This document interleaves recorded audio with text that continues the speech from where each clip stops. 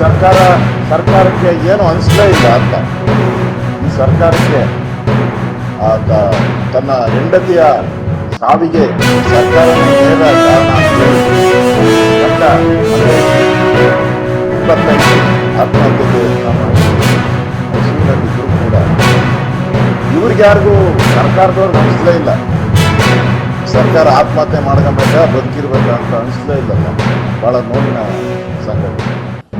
ಈ ಥರದ ಬೇಕಾದಷ್ಟು ರಾಜ್ಯದಲ್ಲಿ 11 ಜನ ಇದ್ದಾರೆ.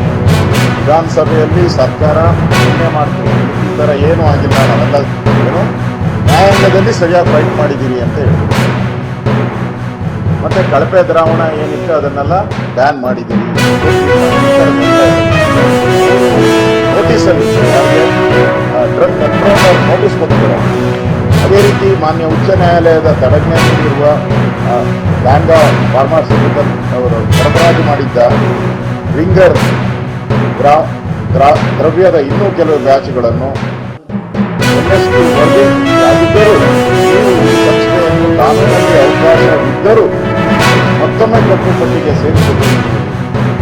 ಈ ಥರ ಕೊಟ್ಟಿದ್ದಾರೆ ಇನ್ನೂ ಬಹಳ.